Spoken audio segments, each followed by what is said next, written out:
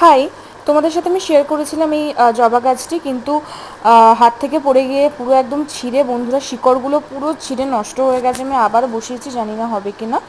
তো দেখো আমি আবার জবা গাছের ডাল কেটে এনেছি, জানি না তো আগেরটা হবে কি না, তাই আমি কেটে এনেছি। আর কিছু কাঠগোলাপের ডালও আমি কেটে এনেছি, তো সেগুলোই আমি আজকে বসাবো, সেটাই আমি দেখাবো তোমার।